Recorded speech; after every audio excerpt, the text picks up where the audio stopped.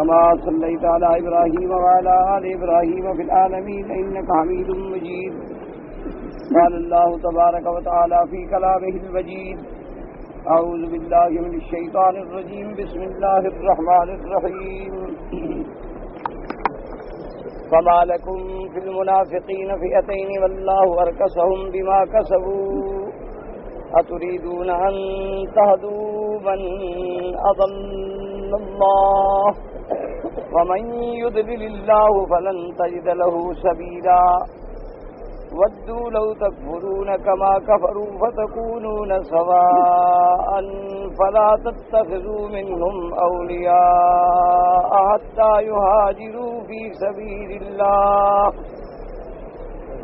فإن تولوا فخذوهم واقتلوهم حيث وجدتموهم ولا تتخذوا منهم وليا ولا نصيرا إلا الذين يصلون إلى قوم بينكم وبينهم ميثاق أو جاءوكم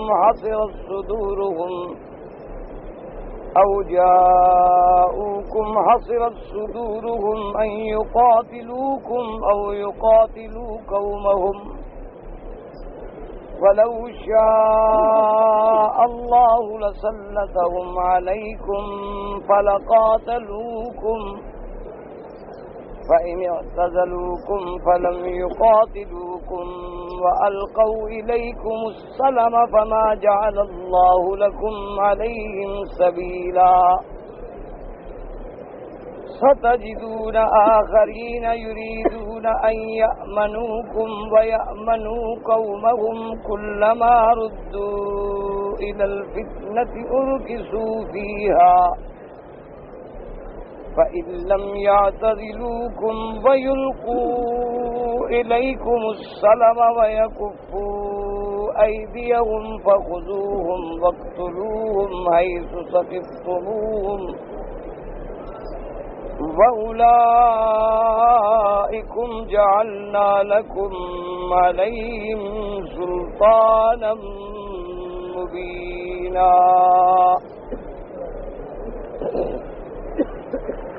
ان آیات مبارکہ میں اللہ تبارک و تعالی نے مرتدین اور منافقین کے احکام کے بارے میں ارشاد فرمایا ہے. جیسا کہ پچھلی آیات مبارکہ میں ہم نے پڑھا ہے کہ اللہ تبارک و تعالی نے اپنے پیارے نبی سرکار مدینہ صلی اللہ علیہ وسلم کو حکم فرمایا تھا کہ فقاتل فی سبیل اللہ لا تکلف الا نفسک، کہ محمد مصطفیٰ صلی اللہ علیہ وسلم اگر آپ کو اکیلے بھی جہاد فرمانا پڑے تو جہاد کریں. یعنی جہاد ایک ایسا باعظمت امر ہے اور جہاد ایک ایسی عظیم ترین مومنوں کے لیے فلاح اور کامیابی کا ذریعہ ہے کہ اللہ تبارک و تعالی نے یہ بھی ارشاد فرما دیا اپنے پاک پیغمبر کو کہ فقاتل فی سبیل اللہ، کہ آپ اکیلے بھی اللہ کے راستے میں جنگ کریں. لا تکلف الا نفسک، آپ تکلیف نہ دے مگر صرف اپنی ذات کو، آپ اپنی ذات کے مکلف ہیں، پابند ہیں.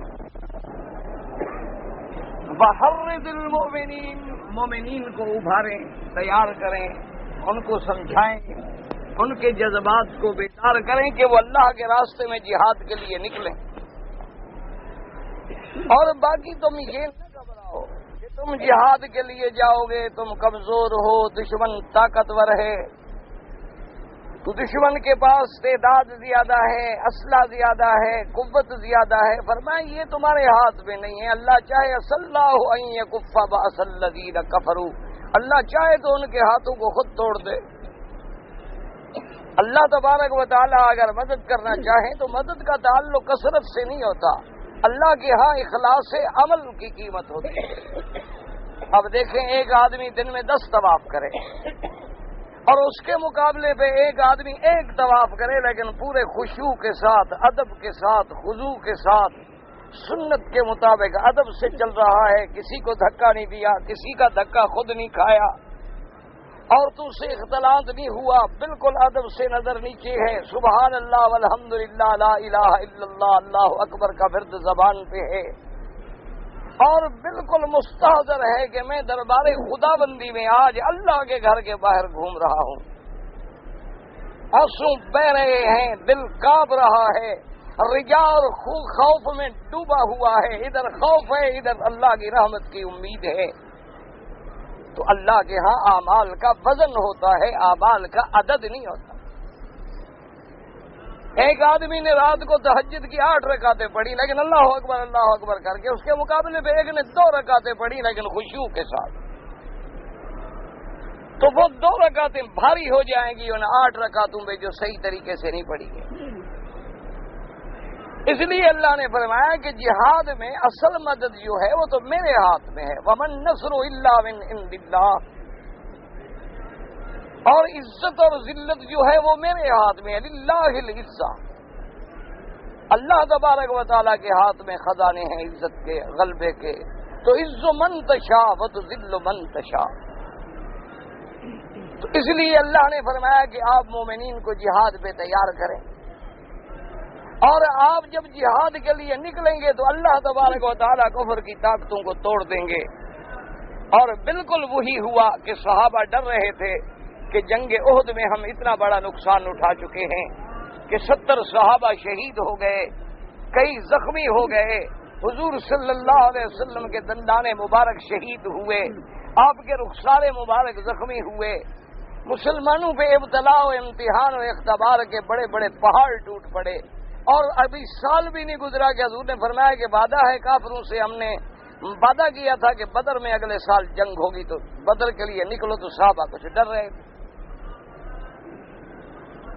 لیکن خدا کی قدرت ہے کہ جب حضور صلی اللہ علیہ وسلم اپنے پروانوں کو لے کر میدان عظمت میں نکلے ہیں تو پھر کافروں کے دل اللہ نے توڑ دیے۔ حالانکہ کافر تو جنگ جیت چکے تھے احد کی، اور اگلے سال کے لیے ان کے بڑے جذبے تھے، اور وہ خود اس چیلنج کو قبول کر گئے تھے کہ موعدکم بدر۔ تو حضور صلی اللہ علیہ وسلم تو بدر تشریف لے آئے لیکن کافر مکے سے نہ نکلے۔ تو اللہ نے جیسے فرمایا تھا کہ اللہ چاہے تو ان کی قوت کو وہیں توڑ دے، اور فرمایا واللہ اشد باسا واشد تنکیلا، اللہ ہی سخت پکڑنے والے ہیں اور سخت عذاب دینے والے ہیں۔ یہ ضروری نہیں ہے کہ اللہ تبارک و تعالیٰ جب تک تم جہاد نہیں کرو گے کافروں کو نہیں پکڑ سکتے، اللہ چاہے تو ویسے کافروں کو برباد کر دیں، جیسے قوم نوح علیہ السلام کو پانی میں غرق کر دیا۔ اللہ تبارک و تعالیٰ نے فرعون اور اس کے لشکر کو دریا برد کر دیا۔ اللہ نے قوم عاد و سمود اور قوم لوط کو اپنے خصوصی عذاب نازل کر کے تباہ کر ڈالا۔ تو اللہ تو آج بھی قادر ہیں، انہوں نے تو جہاد اس لیے رکھا ہے تاکہ تمہیں درجات ملیں، تمہیں فائدہ ہو کہ تم زندہ لوٹو تو غازی بن کے، اور مر جاؤ تو شہادت کے مرتبے پہ فائز ہو جاؤ۔ ان آیات مبارکہ کے بعد دوسرا مسئلہ یہ تھا کہ من یشفع شفاعتا حسنتا، کہ جو شخص کسی کے لیے خیر کے کام میں سفارش کرے، تو یاد رکھیں سفارش کرنا جو ہے یہ بھی سنت محمد مصطفیٰ صلی اللہ علیہ وسلم، حضور پاک کا حکم ہے۔ بخاری شریف میں حدیث موجود ہے کہ اشفعوا توجروا، کہ تم ایک دوسرے کی شفاعت کیا کرو، سفارش کیا کرو، کسی کے کام میں مدد کیا کرو تاکہ اللہ تمہیں اجر اور ثواب دے۔ لیکن ایک بات یاد رکھیں کہ شفاعتن حسنتن، شفاعت کرنا سنت ہے، اللہ کا حکم ہے، لیکن شفاعت اچھے کام میں، شفاعت مظلوم کی کریں، شفاعت محروم کی کریں، شفاعت حق والے کی کریں، تاکہ قیامت میں تمہیں بھی اجر میں حصہ ملے۔ اور اگر تم نے شفاعت کسی ظالم کی، تم نے سفارش کسی ڈاکو اور قاتل کی تو پھر اس کے گناہ کا بھی تم پر اسی طرح پورے کا پورا عذاب ہو۔ اس لیے اللہ نے فیصلہ فرما دیا کہ اچھی سفارش کرنے والوں کو ان کا حصہ ملے گا۔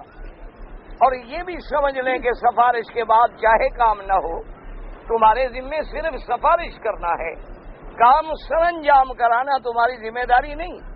اگر کام ہو جائے الحمدللہ، نہ ہو تمہارا ثواب جو ہے وہ کہیں نہیں گیا۔ اور اسی طرح ایک صحیح حدیث مبارک میں ہے حضور پاک صلی اللہ علیہ وسلم نے فرمایا کہ جب کوئی بندہ کسی اور دوسرے اپنے بھائی کی مدد میں جاتا ہے تو اللہ کی مدد اس کے ساتھ آ جاتی ہے، اللہ تبارک و تعالیٰ پھر اس کی اعانت کرتے ہیں۔ اور اسی طرح صحیح حدیث مبارک میں ہے کہ من رحم فی الارض رحم فی السماء، کہ تم زمین والوں پہ رحم کرو، آسمان والی ذات تم پہ رحم کرے۔ اور سفارش کے بعد یہ مسئلہ بھی سمجھ لیں کہ اگر اگلا آدمی سفارش نہ مانے تو آدمی کو کبھی ناراض نہیں ہونا چاہیے، کیونکہ تمہاری ذمہ داری سفارش کرنا ہے۔ اپنے اقتدار یا اپنے روب، اپنے دولت سے اثر ڈال کے کام کرانے کا نام سفارش نہیں ہوتا، وہ تو ایک جبر ہے، وہ تو ایک یعنی دہشت ہے۔ سفارش یہ ہے کہ تم حق بات اس غریب کی جو بڑے آدمیوں تک نہیں پہنچ سکتا، جو حاکموں تک نہیں پہنچ سکتا، تم ان کی بات پہنچاؤ اور ان کو قائل کرو کہ یہ غریب ہے، مظلوم ہے، حقدار ہے۔ اور اگر اس نے مان لیا ٹھیک ہے، نہ مانے تو ناراض نہ ہو۔ جیسے کہ میرے آقا نے سرکار دو عالم، سرکار دو جہاں صلی اللہ علیہ وسلم، آپ نے بی بی بریرہ کو سفارش کی۔ آپ نے فرمایا کہ بریرہ تمہارا خامد مغیث جو ہے وہ بہت پریشان ہے، تم اس سے جھگڑا نہ کرو، اس کے ساتھ صلح کر لو۔ تو بی بی بریرہ نے عرض کیا کہ یا رسول اللہ صلی اللہ علیہ وسلم، اگر تو یہ آپ کا حکم ہے، آپ کا حکم ہے تو پھر تو میری جان بھی قربان ہے، کچھ ہو جائے میں زندگی گزاروں گی، لیکن اگر آپ کی سفارش ہے تو میں قبول نہیں کر سکتی، میرا اس کے ساتھ گزارا نہیں ہو سکتا۔ حضور پاک صلی اللہ علیہ وسلم نے فرمایا کہ بی بی بریرہ میری سفارش ہے، حکم نہیں، کیونکہ اللہ کے نبی جانتے تھے کہ جب دلوں میں منافرت آ جائے، جب میاں بیوی کے دلوں کے اندر شیشے میں بال پڑ جائے تو اب یہ نکلنا مشکل ہوتا ہے، تو اس لیے حضور نے حکم دینا مناسب نہیں سمجھا، ورنہ اگر حضور حکم فرما دیتے تو حضور کے حکم کا انکار کون کر سکتا ہے؟ تو اس لیے حکم ہے کہ تم سفارش کرو، مان لے اگلا تو الحمدللہ اور نہ مانے تو الحمدللہ۔ اور اس کے بعد اللہ نے یہ بھی فرما دیا تھا کہ ہر چیز پر حفاظت کرنے والی اللہ کی ذات ہے، اسے پتا ہے کہ تم حق کی سفارش کر رہے ہو یا باطل کی، تم سچ بول رہے ہو یا جھوٹ بول رہے ہو، اور سفارش کر کے تم نعوذ باللہ کو نقصان تو نہیں دے رہے۔ اور اسی طرح ایک مسئلہ یہ بھی یاد رکھیں کہ اگر کوئی معاملہ حدود اللہ کا ہے، یعنی ایسا جرم کیا اس نے، زنا ہے، چوری ہے، ڈاکہ ہے، قتل ہے، اور بڑے بڑے گھنونے جرم ہیں، فساد فی الارض ہے، اور اس کا مقدمہ کورٹ میں چلا گیا ہے تو پھر سفارش کا حق نہیں۔ کہ جیسے حضور صلی اللہ علیہ وسلم کی عدالت میں جب اس یہودیہ چوری کرنے والی عورت کا فیصلہ آیا تو حضرت اسامہ ابن زید یعنی حضور کے منہ بولے بیٹے کے بیٹے تھے اور حضور کے بڑے محبوب تھے، حضور انہیں اپنی اولاد سے بھی زیادہ پیارا رکھتے تھے، تو اسامہ تیار ہو کے آئے سفارش کرنے کے لیے اور آ کے عرض کیا کہ یا رسول اللہ صلی اللہ علیہ وسلم، جس کا عورت کا مقدمہ آپ کی عدالت میں ہے وہ کافرہ ہے، وہ یہودیہ ہے، وہ تو مسلمان ہی نہیں، تو اگر اس کے بارے میں آپ تھوڑی سی رعایت کر دیں تو ہو سکتا ہے کہ یہودی مسلمان ہو جائیں۔ حضور پاک کی آنکھیں مبارک سرخ ہو گئیں اور فرمایا تجتری وتشفع فی حد من حدود اللہ۔ آپ نے فرمایا کہ اسامہ تمہیں یہ جرت کیسے ہوئی کہ تم اللہ کے حدود میں آ کے سفارش کرو؟ آپ نے فرمایا خدا کی قسم ہے جس کے قبضہ قدرت میں میری جان ہے، اگر خدا نہ کرے لو فاطمہ بنت محمد سرقت لقطعت یدها اعاذها اللہ، کہ اللہ پاک معاف فرمائے، فرمایا کہ اگر میری بیٹی بھی چوری کرے تو میں ہاتھ کاٹ دوں گا۔ تم ایک یہودیہ کا کیا معنی ہے؟ جب عدالت میری میں معاملہ آ گیا ہے، جب انہوں نے مجھے حکم تسلیم کر لیا ہے تو اللہ تبارک و تعالیٰ کا فرمان ہے اذا حکمتم بین الناس ان تحکموا بالعدل، کہ جب تم لوگوں کے درمیان میں فیصلہ کرو تو انصاف سے کرو۔ پھر یہ نہیں دیکھا جاتا کہ ادھر یہودی ہے، ادھر مسلمان ہے، ادھر رشتہ دار ہے اور ادھر مخالف پارٹی کا آدمی ہے، پھر فیصلے کا حکم ہے کہ عدل کرو، اعدلوا هو اقرب للتقوی، عدل ہی ہے جو پرہیزگاری کے زیادہ قریب ہے، اور اللہ تبارک و تعالیٰ کو بھی عدل پسند ہے، کیونکہ اللہ کا ہر فیصلہ جو ہے وہ عدل پہ ہوتا ہے۔ اللہ تبارک و تعالیٰ ہر قسم کے ظلم سے اور صفات نقصان سے منزہ اور پاک ہے۔ ان احکامات کے بعد پھر آخری آیت میں یہ مسئلہ تھا کہ وَإِذَا حُيِّيتُم بِتَحِيَّةٍ فَحَيُّوا بِأَحْسَنَ مِنْهَا أَوْ رُدُّوهَا۔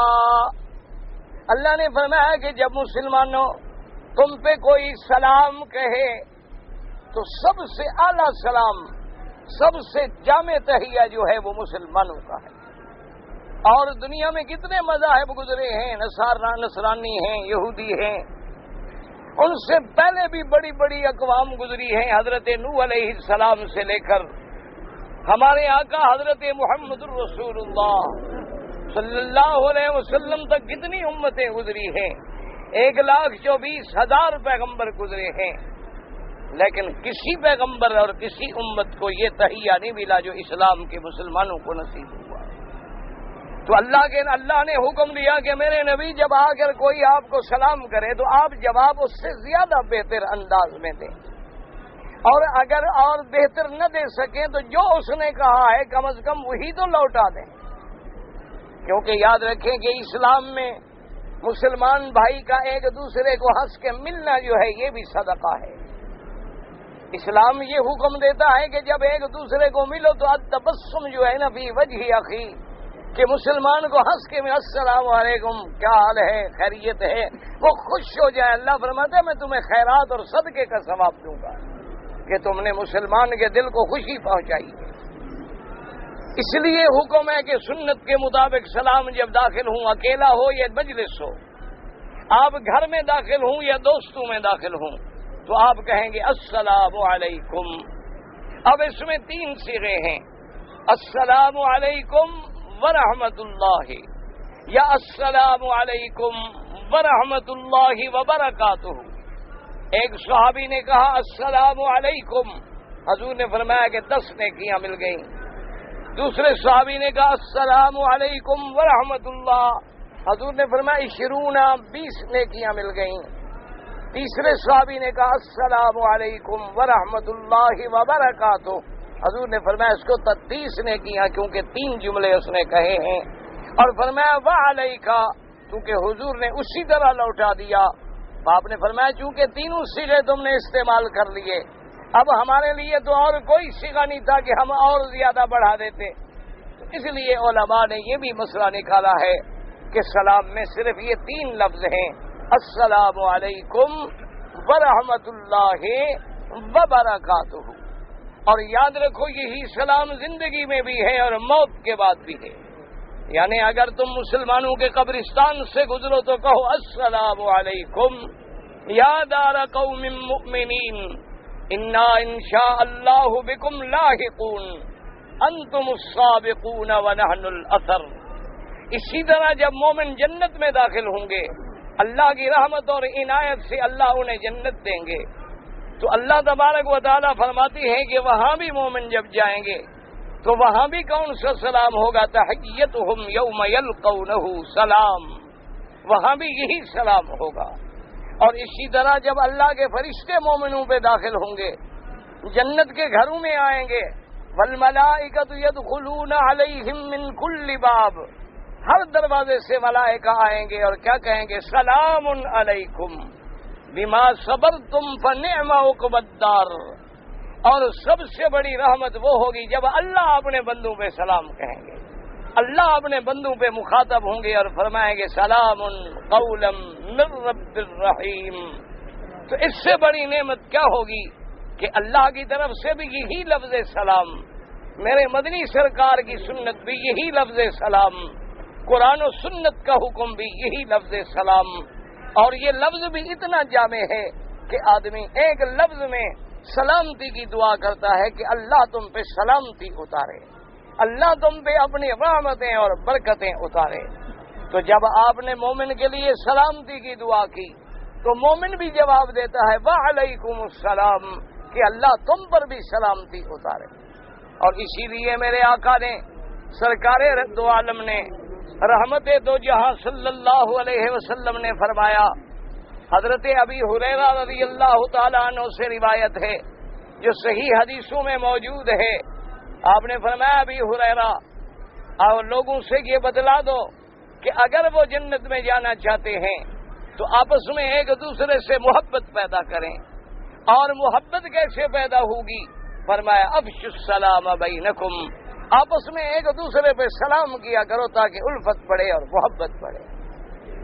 اسی طرح ایک صحیح حدیث مبارک میں ہے، آپ نے فرمایا جس میں یہ 3 صفتیں پیدا ہو جائیں، فرمایا اطعموا الطعام افشوا السلام وصلوا والناس نیام، کہ تم لوگ غریبوں کو، بھوکوں کو کھانا کھلاؤ اور ہر کسی غریب بڑے امیر پہ سلام کہو، اور اس کے بعد فرمایا لوگ جب رات کو سو جائیں تو تم نمازیں پڑھو۔ اور آپ نے فرمایا جب یہ 3 صفتیں پیدا ہو جائیں گی ادخلوا الجنت بسلام، اللہ کی رحمت و سلامتی کے ساتھ پھر جنت میں داخل ہو جاؤ۔ تو یہ 3 صفتیں ہیں، مومن کی نشانیاں ہیں۔ اور یہ بھی حکم ہے کہ سوار جو ہے وہ بغیر سواری والے پہ سلام کرے، آنے والا کھڑا جو ہے وہ بیٹھے پہ سلام کرے، آنے والا جو ہے وہ بیٹھے ہوئے مجلس پہ سلام کرے۔ لیکن یاد رکھیں کچھ وقت ایسے ہیں کہ اگر آدمی قرآن پڑھ رہا ہے یا درس ہو رہا ہے، تقریر کر رہا ہے تو سلام نہ کریں۔ اسی طرح امام جب خطبہ جمعہ کا شروع کرے، اب آپ آئیں تو السلام علیکم نہ کہیں بلکہ خاموشی سے آگے بیٹھ جائیں۔ اور اسی طرح اگر آدمی حمام میں ہے یا کوئی آدمی قضائے حاجت کے لیے بیٹھا ہے اس پہ بھی سلام نہ کریں۔ اور اسی طرح یہ بھی حکم ہے کہ کسی کافر پہ بھی سلام نہ کریں، اگر کافر راستے میں مل جائیں تو اس کے لیے زیادہ احترام بھی نہ کریں، اور اگر کافر تم پہ سلام کرے تو اسی طرح لوٹا دو کہ وعلیک، کہ بھی جو کچھ تم نے کہا ہے وہ تم پر۔ اس کی وجہ یہ تھی کہ ایک دفعہ بی بی عائشہ صدیقہ رضی اللہ تعالی عنہا فرماتی ہیں کہ ایک یہودی آیا گزرا اور اس نے جلدی سے کہا السلام علیکم، تو بی بی عائشہ کو غصہ آ گیا، فرمایا وعلیکم ولعنت اللہ، کہ تم پر اور اللہ کی لعنت بھی تم پر۔ تو بی بی عائشہ کو حضور نے فرمایا کہ عائشہ تم کیوں جلدی غصے میں آ جاتی ہو؟ اس نے کہا حضور سنا نہیں ہے کہ وہ بدبخت کیا کہہ رہا تھا؟ وہ کہہ رہا تھا السلام علیکم، کہ موت ہو تم پر۔ تو وہ تو سلام نہیں کہہ رہا تھا، وہ لام گرا کے صرف السلام کہہ رہا تھا، اور السلام کا معنی جو ہے موت ہوتا ہے، تو وہ تو اتنی بد دعا دے رہا تھا۔ تو حضور نے فرمایا عائشہ پھر غصے میں آنے کی کیا ضرورت ہے؟ جب اس نے کہا السلام علیکم تو میں نے بھی تو کہا وعلیک، کہ تم پر۔ اگر اس نے موت ہم پر مانگی ہم نے بھی تو اسی پہ لوٹا دی، اور پھر اللہ ہماری دعا اس کے مقابلے پہ سنیں گے، اس کی دعا تو نہیں سنیں گے ہمارے خلاف۔ تو اس لیے اس کو اور زیادہ غصہ کرنے کی کیا ضرورت ہے؟ تو اس لیے حکم ہے کہ اگر کوئی کافر کہے تو جو کہے آپ وہی کہہ دیں کہ وعلیکم، تاکہ اگر اس نے ٹھیک کہا ہے تو جواب ٹھیک ہوگا، اگر اس نے الفاظ کو توڑا موڑا ہے تو اللہ تو جانتے ہیں نا، اللہ کے آگے تو موجود ہے ہر چیز۔ اور اسی طرح اگر کبھی کافروں کو خط لکھنا ہو تو اس وقت آپ یہ نہیں کہیں گے السلام علیکم، بلکہ آپ کہیں گے والسلام علی من اتبع الہدی، کہ سلامتی ہو اس پر جس نے اللہ کی ہدایت کو قبول کیا ہے۔ یعنی ان کو آپ السلام علیکم نہیں کہیں گے، کیونکہ نہ وہ دنیا میں سلامتی کے مستحق ہیں اور نہ وہ آخرت میں سلامتی کے مستحق ہیں۔ سلامتی کا استحقاق جو ہے وہ عالم اسلام کے مومنوں کے لیے۔ اور اسی طرح یاد رکھیں کہ جیسے آج کل عادات ہمارے بگڑ چکے ہیں، چاہے وہ عرب ہو یا عجم ہو، ہم بھی جناب کسی کو ملتے ہیں جناب کیا حال ہے، اچھا السلام علیکم۔ اسی طرح عرب بھی کسی کو ملتے ہیں تو صباح الخیر کہہ دیتے ہیں، مساء الخیر کہہ دیتے ہیں، یا ٹیلی فون کوئی اٹھائے تو فوراً انگریزی ایک لفظ ہر کسی کی زبان میں فوراً آ جائے گا ہیلو ہیلو۔ اس کے بجائے یہ مومن کی شان نہیں ہے۔ مومن کا کام یہ ہے کہ ٹیلی فون اٹھائے تو کہ السلام علیکم، اگلا کہے وعلیکم السلام، اور پھر بات کی جائے۔ اسی طرح آپ جو بھی پوچھنا چاہیں پہلے سنت ادا کریں کہ السلام علیکم، اور وہ کہے وعلیکم السلام ورحمۃ اللہ، پھر آپ کہیں بھائی کیا حال ہے، خیریت ہے، بچوں کا کیا حال ہے، لیکن پہلے سنت ادا کریں، چاہے وہ خط میں ہو چاہے وہ قول میں ہو چاہے وہ ٹیلی فون پہ ہو. اور خدا کی شان ہے اگر صرف یہی بات یعنی آپ دیکھیں نا جی کہ جیسے بعض لوگ گھروں میں فون کر کے چھیڑتے ہیں, اگر ہمارے گھر والوں کو اسلام کی تعلیم یاد ہو وہ صرف یہی کہنا السلام علیکم, اگلا سمجھ جاتا ہے کہ یہ کوئی دیندار عورت ہے, میں بکواس نہ کروں. وہ پھر جرات ہی نہیں کرتا غلط بات کہنے کی. لیکن جب تم انگریزی سلام کہو گے, جب تم کافروں والے تحیے کہو گے, جب تم کافروں کی اقتدا اور نقل کرو گے تو وہ سمجھ جائیں گے کہ اچھا یہ کوئی ماڈرنائز گھر ہے, یہاں گاڑی چل سکتی ہے, ان میں غیرت شیرت مر چکی ہوتی ہے, یہ بڑے معزز لوگ ہیں, ان کے بیگمات کے ساتھ بھی کوئی بیٹھا رہے تو یہ پروٹوکول ہے اور ایٹیکیٹ ہے, اس میں کوئی فرق نہیں پڑتا. بڑے وسیع القلب ہے, ان کا دل بہت بڑا ہوتا ہے, نہ میاں کو غصہ آتا ہے نہ بیوی کو غیرت آتی ہے, دونوں ماشاءاللہ کھلے دل کے لوگ ہیں, بڑے وسیع القلب, بڑے وسیع الظرف. غیر آدمی کو گھر میں بٹھا کے کام پہ چلے جاتے ہیں ماشاءاللہ. دیکھو کتنا بڑا حوصلہ ہے کہ آدمی یعنی کپاس کے پاس آگ رکھ کے اور باہر چلا جائے اور یہ امید بھی ہو کہ گھر نہیں چلے گا. ایسا احمق بھی آپ نے کہیں دیکھا ہے کہ ایک آدمی جو ہے آگ جلتی ہوئی پہ پٹرول پھینک دے؟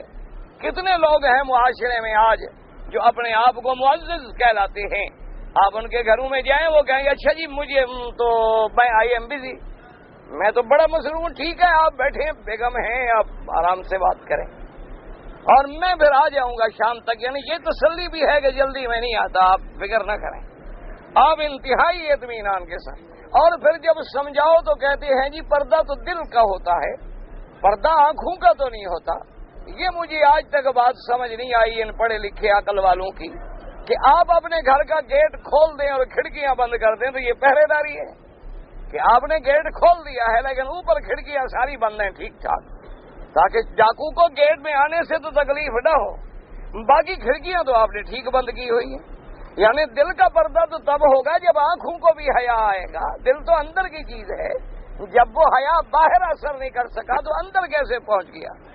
اور اگر اندر حیا ہوتا تو آنکھیں جھک جاتی, اندر حیا ہوتا تو چہروں پہ پردہ آ جاتا. اگر دل میں کوئی شرم ہوتی, دیکھو دل میں کلمہ ہے تو زبان پہ آتا ہے نا, لا الہ الا اللہ محمد الرسول اللہ. اسی لیے حکم ہے کہ اگر کوئی مسلمان جانور ذبح کر رہا ہے, بکری بکرا دمبا گائے, اور اس کو بسم اللہ الرحمن الرحیم بھول گیا, بسم اللہ اللہ اکبر بھول گیا, کوئی بات نہیں, جانور حلال ہے.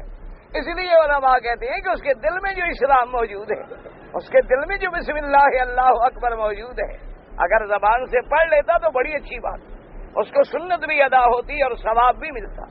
لیکن اگر اس نے نہیں پڑھی تو کوئی حرج نہیں, مسلمان ہے, اس کے دل میں اللہ کا نام موجود ہے, اس کے دل میں اللہ پر یقین موجود ہے. تو میرا بھائی اگر دل میں غیرت ہوتی تو کبھی کوئی غیر آدمی آپ کے گھر میں نہ آتا. کہ جب حضور کا یہ فرمان ہے کہ من لا غیرت لہ لا ایمان لہ, حضور نے فرمایا جس میں غیرت نہیں اس کے اندر ایمان نہیں. یعنی آپ اندازہ فرمائیں کہ گھر ہو محمد الرسول اللہ کا اور بیوی ہو محمد الرسول اللہ کی اور آنے والا ہو صحابی, اور زمانہ بھی پاک اور مدینہ بھی پاک, محمد بھی پاک, محمد کا گھرانہ بھی پاک, صحابہ بھی پاک. حضور کا دروازے پہ ٹاٹ پڑا ہوا تھا, اس میں تھوڑا سا سوراخ تھا, تو ایک صحابی نے جب باہر سے پکارا آواز دی تو خود ٹاٹ کے سامنے کھڑا ہو گیا. حضور صلی اللہ علیہ وسلم غصے میں آئے اور آپ نے فرمایا کہ میرے صحابی یہ پردے کیوں لٹکائے جاتے ہیں؟ تاکہ باہر والے کی گھر میں نظر نہ پڑے. افسوس کہ مجھے چھری نہیں ملی, ورنہ میں چھری مار کے تیری آنکھیں نکال دیتا. کہ پھر تم اس ٹاٹ کے سوراخ کے سامنے کیوں کھڑے ہو؟ بلانے کا بھی آداب ہوتے ہیں کہ اگر کسی کے دروازے پہ جاؤ تو دروازے پہ ہٹ کے کھڑے ہوں, تاکہ خدا نہ خواستہ دروازہ کھل جائے یا ہوا سے پردہ ہٹ جائے تو سیدھی نظر تو تیری لوگوں کے گھر میں نہ داخل ہو جائے. کھڑے ہونے کی بھی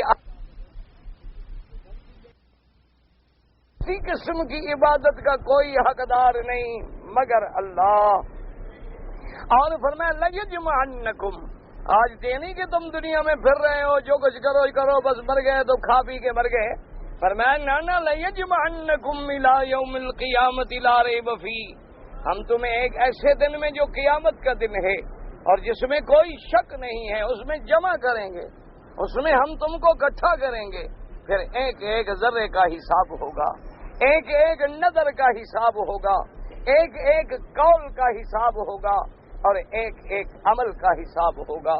اور اس کے بعد فرمایا میرے اللہ نے ومن اصدق من اللہ حدیثا، کہ جو کچھ اللہ نے فرمایا ہے اللہ سے زیادہ سچ بولنے والا کون ہے؟ اللہ سے زیادہ سچی بات کس کی ہے؟ تو اللہ نے جو بھی قرآن میں فرمایا وہ حق ہے، جو وعد ہے وہ حق ہے، جو وعید ہے وہ حق ہے، جو خبر ہے وہ حق ہے، جو امر ہے وہ حق ہے، جو نہی ہے وہ حق ہے، کیونکہ اللہ سچا ہے، اس کا ہر حکم سچا ہے، اللہ کا ہر فیصلہ حق ہے جس میں کسی قسم کا شک نہیں۔ ان آیات مبارکہ کے بعد اللہ نے فرمایا فَمَا لَكُمْ فِي الْمُنَافِقِينَ فِئَتَيْنِ وَاللَّهُ أَرْكَسَهُمْ بِمَا كَسَبُوا۔ اللہ نے فرمایا کیا بات ہے کہ تم منافقوں کے بارے میں دو جماعتیں بن رہے ہو؟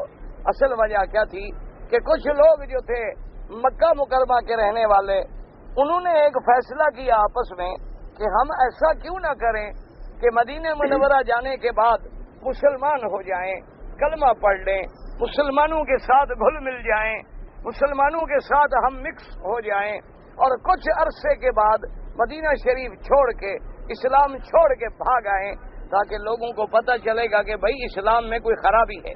دیکھو اتنے آدمی مسلمان ہو گئے پھر بھاگ گئے، اتنے آدمی مسلمان ہو کے قبول کر کے دیکھیں نا، آپ کسی مدرسے میں بچوں کو داخل کریں اور پھر ایک بچہ گیا، پھر دوسرا گیا، پھر تیسرا گیا، پھر 10 گیا، پھر 20 گیا، تو مدرسہ گویا ختم ہو جاتا ہے۔ لوگوں کے ذہن میں شبہ آ جاتا ہے کہ بھی مدرسے میں یا تو تعلیم ٹھیک نہیں، یا تربیت ٹھیک نہیں، یا اساتذہ کا کردار ٹھیک نہیں، کوئی وجہ تو ہے نا۔ دیکھو لڑکے نکلنے شروع ہو گئے، تو انہوں نے یہ سازش کی، مدینے میں آ کے اسلام لائے، اور کچھ دن رہنے کے بعد واپس لوٹ گئے۔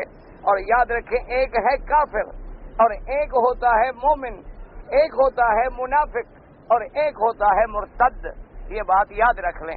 کافر تو وہ ہے جو اللہ رسول کو نہیں مانتا، وہ کافر ہے، اور مومن وہ ہے جو اللہ کو بھی مانے، اللہ کے رسولوں کو بھی مانے، اللہ کی کتابوں کو بھی مانے، اللہ کے شرائع کو بھی مانے، دل سے بھی مانے، اندر سے بھی مانے، باہر سے بھی مانے، تو اس کو کہتے ہیں مومن۔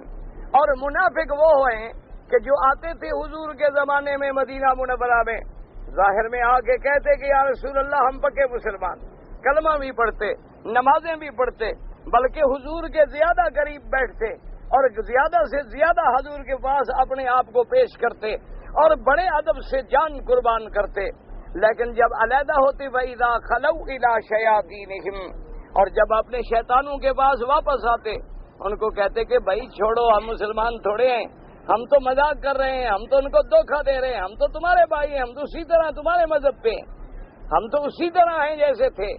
ہمارے اس ظاہری ڈرامے کا دو فائدے ہیں، ایک تو ہم مسلمانوں سے فائدہ اٹھائیں گے، اور دوسرا مسلمانوں کے حالات تمہیں بتلائیں گے، اور تیسرا اگر کبھی مسلمان کامیاب ہو جائے تو اس کے بعد پھر ہم جو ادھر ہوں گے تو پھر بھی تو تمہارے کام آئیں گے، ورنہ اصل میں تو انا معکم، ہم تمہارے ساتھ ہیں، انما نحن مستہزئون، جن کے بارے میں اللہ نے سورۃ المنافقون اتاری، فرمایا اذا جاءک المنافقون قالوا نشهد انک لرسول اللہ واللہ یعلم انک لرسولہ واللہ یشہد ان المنافقین لکاذبون۔ اللہ نے فرمایا جب یہ منافق آتے ہیں اور آ کے کہتے ہیں آپ کو کہ ہم گواہی دیتے ہیں کہ آپ اللہ کے رسول ہیں، حضور اللہ نے فرمایا میرا مدنی آپ تو واقعی اللہ کے رسول ہیں، لیکن میں عرش سے گواہی دیتا ہوں یہ منافق ہیں، یہ جھوٹے ہیں، کذاب ہیں، یہ زبان سے کہہ رہے ہیں، یہ دل سے آپ کو رسول نہیں مانتے، یہ تو صرف دو کشتیوں پہ کھڑے ہیں کہ بھی جو کشتی دیکھیں گے نکل رہی اسی پہ لات رکھ لیں گے۔ جیسے آج کل آپ کے ہاں لیڈر اسی کو کہتے ہیں نا کہ ایک خاندان کے 3 بھائی ہیں تو 3 پارٹیوں میں ہیں ماشاءاللہ، تاکہ جو پارٹی کرسی پہ رہے ایک بھائی تو ادھر ہوگا نا، تو باقی 2 کا کام بھی ہوتا رہے گا، اسی کا نام منافق ہوتا ہے۔ فرق یہ ہے کہ کوئی منافق اعتقادی ہوتے ہیں اور کوئی منافق عملی ہوتے ہیں۔ حضور کے زمانے میں منافق اعتقادی تھے اور آج کل منافق جو ہے وہ عملی منافق ہیں کہ کام مسلمانوں والا نہیں کرتے، نام مسلمانوں والا اور کام کافروں والے، نام مسلمانوں والے اور کام منافقوں والے، نام مسلمانوں والے اور کام یہودیوں والے، نام مسلمانوں والے اور کام نصرانیوں والے۔ اس لیے اللہ تبارک و تعالیٰ معاف فرمائے، ایک بہت بڑے اللہ کے ولی بھی گزرے ہیں اور محدث زماں بھی گزرے ہیں، حضرت شاہ ولی اللہ محدث دہلوی رحمت اللہ علیہ، اللہ ان کی قبر پہ کروڑوں رحمتیں فرمائے۔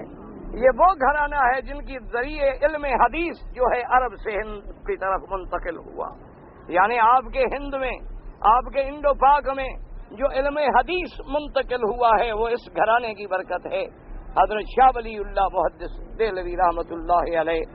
اور پھر اللہ نے ان کو اولادیں بھی ان سے بڑے بڑے موتی عطا فرمائے، کہیں شاہ عبدالعزیز پہ نظر ڈالیں، کہیں شاہ اسحاق پہ نظر ڈالیں، کہیں شاہ اسماعیل شہید پہ نظر ڈالیں، جس پہ بھی نظر ڈالیں گے وہ ایک سے ایک بڑھ کر تابدار موتی پیدا ہوا، اور پورے ہند میں، پورے آپ کے ایشیا میں علم حدیث پھیلانے کا ذریعہ جو ہے یہ ولی اللہ ہی خاندان تھا۔ اللہ تبارک و تعالیٰ ان پہ کروڑوں رحمتیں فرمائے۔ تو انہوں نے اپنی کتاب میں لکھا ہے کہ پہلے زمانے میں تو مسخ ہوئی تھی، بنو اسرائیل کے زمانے میں جب لوگوں نے اللہ کی نافرمانی کی، اللہ تبارک و تعالیٰ کے احکام سے روگردانی کی، تو اللہ نے حکم دیا کونوا قردۃ، اللہ نے حکم دیا ان کو کہ بندر بن جاؤ، تو وہ بندر بن گئے، خنزیر بن گئے، وہ جانور بن گئے، یعنی وہ لوگ جب رات کو سوئے تو انسان تھے، لیکن صبح کو جب جاگے تو ہزاروں کی تعداد میں بندر اور خنزیر بن چکے تھے۔ تو اس کے بعد ان کو اللہ نے سزا دے دی، وہ اسی حالت میں مر گئے۔ تو انہوں نے فرمایا ہے کہ کبھی کبھی مجھ پر ایسے انکشاف بھی ہوئے ہیں، کبھی کبھی حدیث مبارک کی پڑھنے کی وجہ سے، قرآن و حدیث کے مطالعے کی وجہ سے اللہ ان کے سینوں کو کھول دیتا ہے۔ یاد رکھیں کہ ایک وہ آنکھیں ہیں جو ہماری یہاں لگی ہوئی ہیں، یہ تو بصر کہلاتی ہے، اور ایک وہ آنکھیں ہوتی ہیں جو اللہ عقل میں پیدا فرماتے ہیں، اور ایک وہ آنکھیں ہوتی ہیں جو اللہ دل میں پیدا فرماتے ہیں۔ جب وہ روشن ہو جائیں تو پھر آدمی 4 آنکھوں سے دیکھتا ہے، تو پھر 2 آنکھوں سے دیکھنے والے کو تو اتنا نظر نہیں آئے گا جتنا 4 کو نظر آتا ہے۔ اسی لیے میرے آقا رحمت دو جہاں سرکار مدینہ نے ارشاد فرمایا تھا اپنے صحابہ کو کہ صفیں ٹھیک ٹھیک بنایا کرو، کیونکہ مجھے اللہ نے یہ بھی معجزہ دیا ہے، جیسے میں آگے دیکھتا ہوں اسی طرح میں پیچھے دیکھتا ہوں، اسی طرح مجھے پیچھے والوں کے احوال کا بھی پتہ چلتا ہے۔ تو اللہ تبارک و تعالیٰ پھر علماء ورثۃ الانبیاء ہوتے ہیں، پھر اللہ ان کے اندر بھی وہ کچھ خصوصیتیں اور کچھ صفتیں پیدا فرما دیتے ہیں۔ اللہ تبارک و تعالیٰ جب سینہ کھول دیتے ہیں، اللہ تبارک و تعالیٰ جب انشراح صدر فرما دیتے ہیں، تو پھر ان کی نظروں میں وہ چیزیں آتی ہیں جو ہماری نظروں میں نہیں آتی۔ اسی لیے حکم ہے کہ تم متقی بنو، تم پرہیزگار بنو، تم حلال کھانے والے بنو، تم حرام سے بچو، تو اللہ تمہیں وہ علم دیں گے جو علم تم نے کبھی پڑھا ہی نہیں، وہ علم دیں گے جو علم تم نے کبھی سیکھا ہی نہیں، وہ علم دیں گے جو تیرے تصورات سے بھی بالا تر ہے۔ اور اگر ایک آدمی کے پاس بڑے علوم ہوں لیکن تقویٰ نہ ہو، بڑے علوم ہوں لیکن حرام پہ گزارا ہو، بڑے علوم ہوں لیکن سود خار ہو، بڑے علوم ہوں لیکن صدقات و زکوٰۃ کے ناجائز پیسے کھا جائے، اس کا علم حلق تک تو ہوگا لیکن نیچے نہیں اترے گا۔ اسی لیے حضور پاک نے فرمایا، آپ نے ارشاد فرمایا کہ قیامت سے پہلے ایسے لوگ آئیں گے کہ قرآن پڑھیں گے لیکن لا یتجاوز حناجرہم، آپ نے فرمایا ان کا قرآن پڑھنا تو ایسا ہوگا کہ تمہیں بھی رشک آئے گا کہ دیکھو کیسا خوبصورت پڑھ رہے ہیں، لیکن وہ قرآن ان کے حلقوم سے نیچے نہیں اترے گا، صرف زبان کا علم ہوگا۔ اسی لیے بعض کتابوں میں تو یہ بھی آیا ہے کہ یہ بھی علامات قیامت میں سے علامت ہے کہ قیامت آنے سے پہلے قاری تو بہت ہو جائیں گے لیکن علم ختم ہو جائے گا، یعنی قرآن پڑھنے والے تو بہت ہو جائیں گے، جہاں دیکھو قاری ہوگا، جہاں دیکھو قاری ہوگا۔ پہلے قاری ڈھونڈے سے بھی نہیں ملتے تھے، پہلے قاری 1 یا 2 ہوتے تھے، یعنی ہمارے والدین ذکر فرماتے ہیں، اللہ تبارک و تعالیٰ ان کی قبروں پہ رحمت فرمائے، تو کہتے ہیں پورے پنجاب میں قاری عبد المالک اور قاری عبد الخالق رحمت اللہ علیہم یہ 2 بھائی تھے جنہوں نے قرآن کا علم پھیلایا، یعنی پورے پنجاب میں قاری ہی 2 ہوتے تھے۔ اسی طریقے سے حضرت قاری فتح محمد صاحب رحمت اللہ علیہ، اسی طرح حضرت قاری رحیم بخش صاحب رحمت اللہ علیہ، یعنی ایسے چندے معدودہ کہ کوئی پنجاب میں ہے، کوئی سرحد میں ہے، کوئی سندھ میں ہے، کوئی بلوچستان میں ہے، کہیں 1 ہے، کہیں 2 ہیں، کہیں 3 ہیں، بس اس سے زیادہ نہیں۔ آج جناب جس مسجد کی اینٹ اٹھاؤ تو نیچے 3 قاری کٹھے نکل آئیں گے انشاءاللہ، تو یہ بھی علامات قیامت میں ہے۔ آج تو قاری ماشاءاللہ سپیکر اپنے لے کے کندھے پہ پھرتے ہیں کہ کسی نے شبینہ پڑھانا ہے، کسی نے نکاح کروانا ہے، کسی نے کلخانی پہ بلانا ہے، کسی نے 7 جمعراتیں کھلانی ہیں۔ آج کل تو یہ کاروباری لوگ ہیں نا، بزنس ہے، باقاعدہ بولی لگتی ہے۔ اور کتنے کا شبینہ پڑھانا ہے، کتنے والا ختم سنوانا ہے، ختم صغیر پڑھوانا ہے یا کبیر پڑھوانا ہے۔ اگر حلوہ معقول ہے تو ختم بھی کبیر ہوگا، اور آگے دال رکھ دو تو صغیر بھی نہیں ہوگا انشاءاللہ۔ تم تجربہ کر کے دیکھ لو کہ وہ تو کرائے والے کو تو چیز چاہیے نا بھائی۔ اگر اچھا کھانا نہ ملے تو حلق تر نہیں ہوگا تو غریب پڑھے گا کیا؟ اب انہوں نے ماشاءاللہ تجربے بھی کر لیے ہیں کہ سننے والے تو کھڑے نہیں ہوتے، وہ بھی ٹیپ لگا کے سو جاتے ہیں، حافظ بھی سو گئے، سننے والے بھی سو گئے، سپیکر چل رہا ہے، ٹیپ چل رہا ہے، محلے والوں کو نہیں سونے دینا، کیوں جی شبینہ شریف ہو رہا ہے۔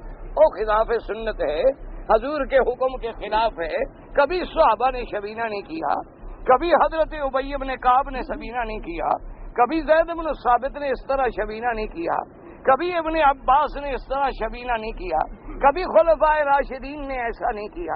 ہاں اگر کسی کو اللہ دیتے تھے نعمت تو خود پڑھ لیتے تھے۔ ایسے لوگ تو گزرے ہیں کہ جنہوں نے ایک رات میں قرآن پڑھا، لیکن یہ نہیں کہ سپیکر لگا کے دنیا کو دکھایا کہ میں پڑھ رہا ہوں، خود پڑھ لیتے تھے۔ خود ان کی منزلیں ہوتی تھیں، کسی کی 10 پارے، کسی کی زیادہ، کسی کی کم، لیکن حضور نے فرمایا افضل یہ ہے کہ کم از کم 3 راتوں میں ختم کیا جائے، 3 راتوں سے زیادہ جلدی نہ پڑھا جائے۔ آپ نے فرمایا تم قرآن کو ایسے نہ پڑھا کرو جیسے نائی اس طرح سے بال کاٹتا ہے، تم ایسے لفظ کاٹ رہے ہو۔ ایسے زبان چل رہی ہے کہ بس یعلمون تعلمون کے علاوہ پتہ ہی نہیں لگتا کہ قاری صاحب نے کیا پڑھا ہے ماشاءاللہ۔ تو یہ بھی اللہ تبارک و تعالیٰ معاف فرمائے، کتابوں میں آتا ہے کہ یہ بھی علامات قیامت میں سے ہے کہ یقل العلم، علم جو ہے وہ کم ہو جائے گا، یعنی علماء تو آپ کو نہیں ملیں گے، لیکن زبانی کلامی تقریروں والے، قرات پڑھنے والے یہ بہت ملیں گے۔ تو اچھا اسی طرح ایک ابن جوزی گزرے ہیں، وہ بھی بڑے عجیب آدمی تھے، بہت بڑے واعظ تھے، عالم تھے، خطیب تھے، ادیب تھے، اور بہت بڑے مزاح بھی کرنے والے تھے۔ انہوں نے بڑی بڑی عجیب کتابیں لکھی ہیں، اس میں علم بھی ہے، حکایات بھی ہیں، ہنسانے والی باتیں بھی ہیں اور رلانے والی باتیں بھی ہیں۔ تو اس میں انہوں نے بھی لکھا ہے کہ میرا تجربہ یہ ہے کہ اگر کوئی جھگڑا وگڑا ہو تو قاریوں کی شہادت ایک دوسرے کے خلاف گواہی نہ رکھا کرو۔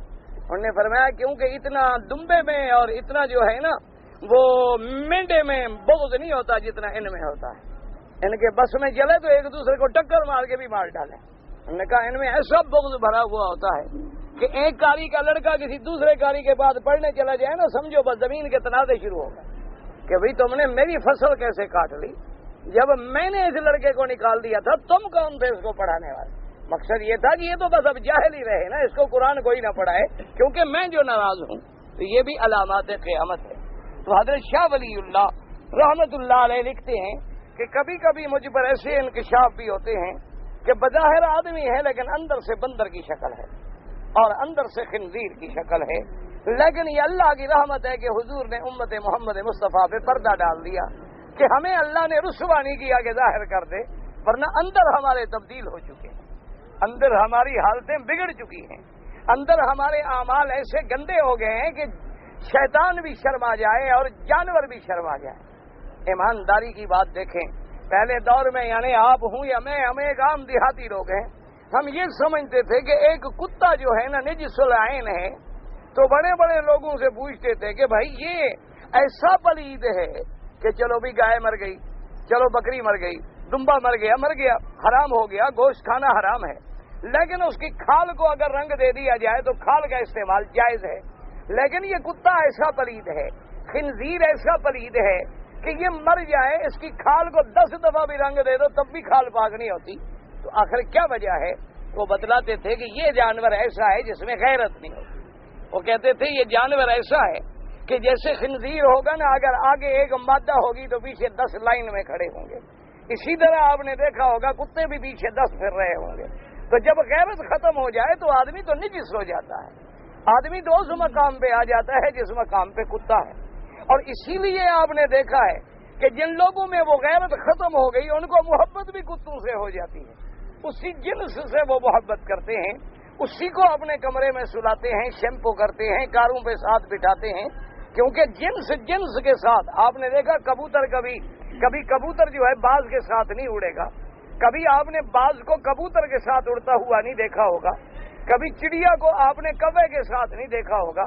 وجہ کیا ہوتی ہے کہ کبوتر با کبوتر، باز با باز، کہ جو جس کی طرف مائل ہوتا ہے وہ جنس کا قلبی تعلق اسی سے ہو جاتا ہے۔ اسی لیے آپ دیکھ لیں کہ جن کا کتوں سے آخر تعلق ہے تو اندازہ کریں کہ ان کے دل کے اور دماغ کے اور غیرت کے جذبات بھی وہی کتوں والے ہو جائیں گے۔ خنزیروں سے محبت ہے تو خنزیر والے ہو جائیں گے۔ اسی لیے اب تو خیر جدید علم بھی معترف ہے کہ خنزیر کھانے والوں کو کینسر ہوتا ہے، خنزیر کھانے والوں کے گردے موٹے ہو جاتے ہیں اور احساس غیرت جو ہے وہ ختم ہو جاتا ہے۔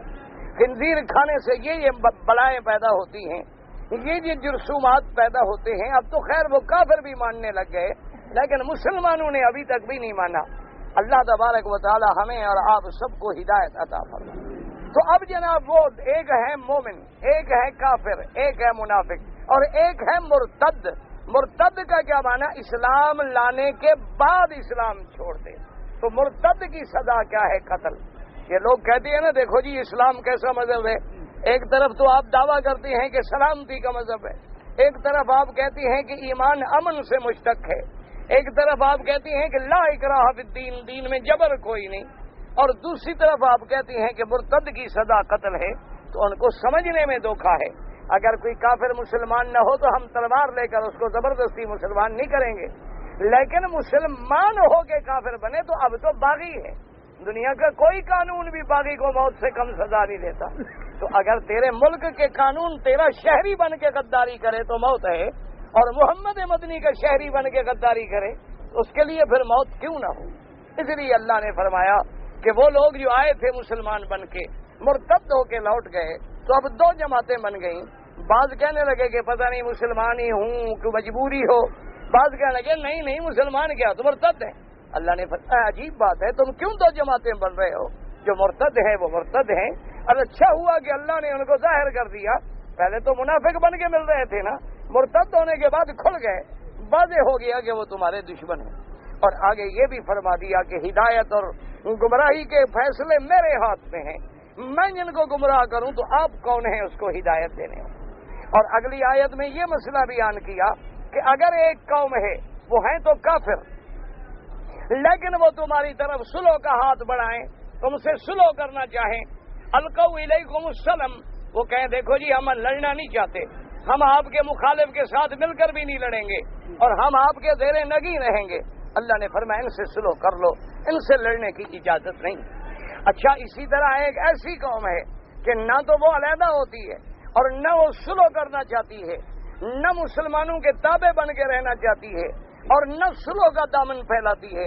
اللہ نے فرمایا ایسے لوگوں کی سزا قتل ہے، ان کے ساتھ جہاد کرو اور اللہ تمہیں ان پہ غلبہ عطا فرمائیں گے۔ تو ان آیات مبارکہ میں مرتدین کا، منافقین کا اور کافروں میں جو صلح کرنے والے ہیں ان تین جماعتوں کے احکام بیان کیے گئے۔ اللہ آپ کو بھی اور مجھے بھی اپنے قرآن پہ چلنے کی توفیق دے۔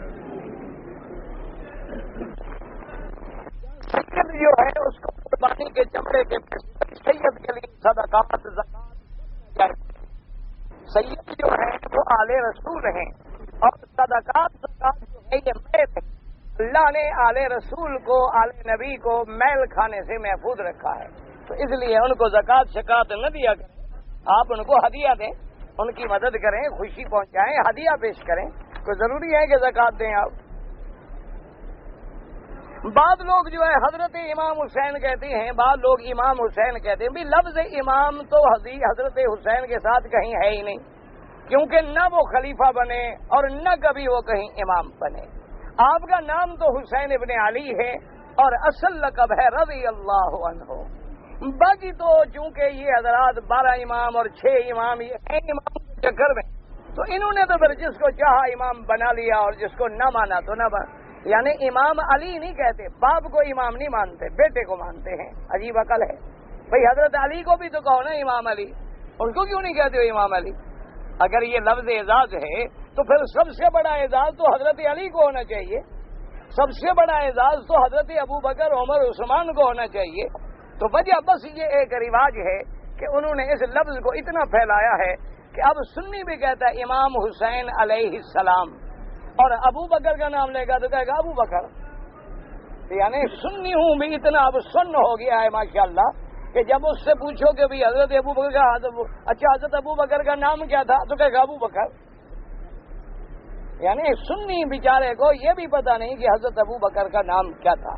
ابو بکر تو کنیت ہے اور صدیق لقب ہے. آپ کا نام تو ابو بکر نہیں ہے نا، ابو بکر تو کنیت ہے اور صدیق آپ کا لقب ہے. یاد رکھو نام تھا عبداللہ اور پہلا نام تھا عبد الکعبہ. پہلا نام تھا آپ کا اسلام سے پہلے عبد الکعبہ، بعد میں عبداللہ، ابو بکر کنیت اور صدیق جو ہے وہ آپ کا لقب ہے. تو اس لیے یہ جو ہے لوگوں نے زبان پہ چڑھا دیا ہے. اگر کوئی کہے تو کوئی ایسا مسئلہ نہیں، لیکن یہ عقیدہ رکھنا کہ حضرت حسین تو امام ہے اور حضرت علی امام نہیں.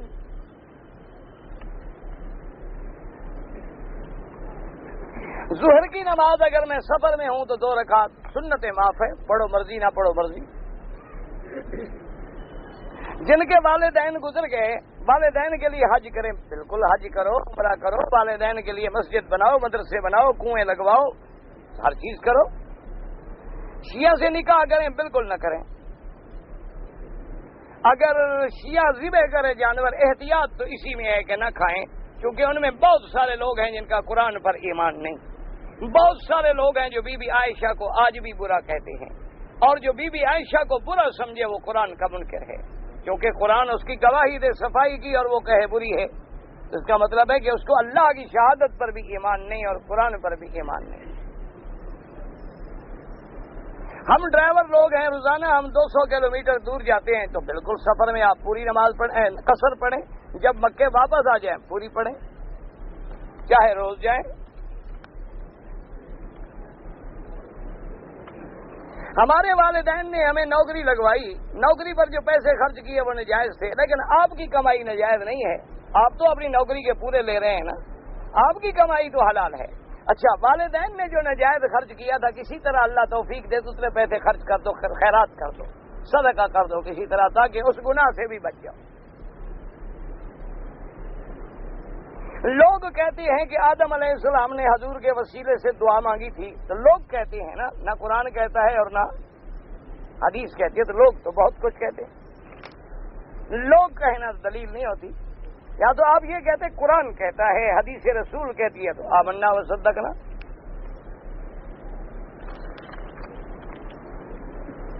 انگوٹھی پہننا افضل ہے، حضور نے پہنی ہے لہذا پہننا ٹھیک ہے. کوئی نگینہ کوئی بھی ہو، لیکن نفع نقصان کا اعتقاد نہ رکھیں. جیسے بعض لوگ کہتے ہیں نا بھی تم فیروزہ پہنو، تم یاقوت پہنو، تم فلان پہنو، تم فلان پہنو، تمہاری ستارہ جو ہے اس کو فلاں پتھر راس کرتا ہے. یہ راس ماس کچھ نہیں کرتا، یہ کبھی راس ناس کر دیتا ہے، کبھی ناس راس کر دیتا ہے. یہ اللہ کا نظام ہے، چلتا رہتا ہے. انگوٹھی ہوگی تب بھی چلے گا، نہیں ہوگی تب بھی چلے گا. نفع نقصان نہ سمجھو، اور اگر نام لکھواؤ تو زیادہ بہتر ہے. اگر نام لکھواؤ کہ وہی مہر بھی بن جائے، انگوٹھی بھی بن جائے، تو عین سنت محمد مصطفیٰ صلی اللہ علیہ وسلم. اور اگر نام نہ لکھواؤ، نگینہ ڈالو، تب بھی کوئی حرج نہیں. نماز قضا عمری جو ہے کسی حدیث سے، بھئی قضا پڑھنے کا حکم جب موجود ہے تو 1 دن کی قضا ہو یا 10 دن کی، اور حدیث علیحدہ کیا مطلب؟ لوگ طائف میں کام کرتے ہیں، کفیل مکے بھیج دیتا ہے، تو ڈپٹی والے کے لیے عمرہ ضروری نہیں.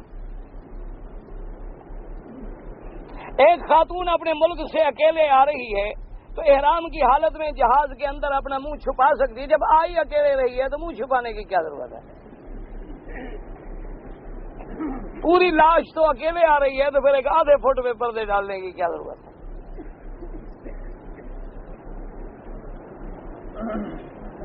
بھائی اکیلا آنا ہی حرام ہے. منہ تو تب چھپائے جب اس کو پہلی حدیث بھی یاد ہو کہ سفر نہ کرے.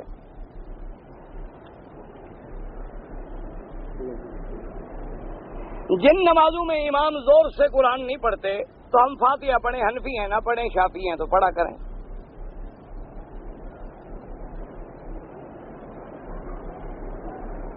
اگر میں نے کسی کو قرضہ دیا ہے 2 لاکھ ریال، تو اب زکوٰۃ کون دے گا؟ تم. وہ کیوں دے گا؟ پیسے تمہارے ہیں، اس کے ہیں. یا تم اس کو 2 لاکھ بخش دو تو پھر وہ دے گا زکوٰۃ. بڑا آسان سودا ہے نا.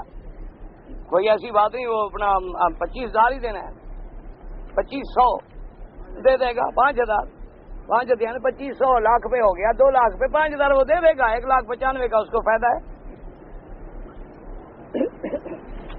اب یہ سوچ رہا ہے نا کہ قرضہ بھی دیا زکوٰۃ بھی بھروں، یہ بیچارے کو یہاں پھنسا ہوا ہے نا کہ ایک تو میں نے قرضہ دیا، ایک وہ 10 سال جو مجھے نہ دے تو 50,000 تو میرا زکوٰۃ میں گیا، سود میں لے نہیں رہا، اور اللہ اس کے بدلے میں اور 5 لاکھ دیں گے۔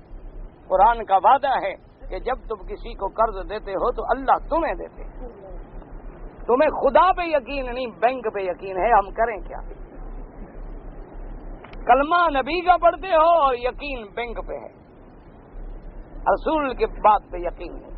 بھئی خدا کہتا ہے کہ میں 1 ریال کا 10 گنا تو لازمی دوں گا نا، من جاء بالحسنۃ فلہ، اچھا چاہوں تو 700 گنا بھی دے دوں اور چاہوں تو حرم میں 1 لاکھ گنا بھی دے دوں، بھئی تمہیں وہ 7% سود دے گا، 6 دے گا، 10 تو اللہ میاں کا وعدہ موجود ہے۔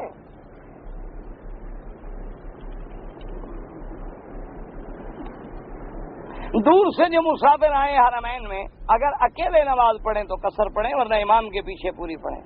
قرآن شریف حرمین میں جو رکھتے ہیں لوگ اٹھا لیتے ہیں، تم نے نیت کر کے رکھ لیا، جو اٹھائے گا پڑھے گا نا، تم نے بھی تو پڑھنے کے لیے رکھا ہے نا۔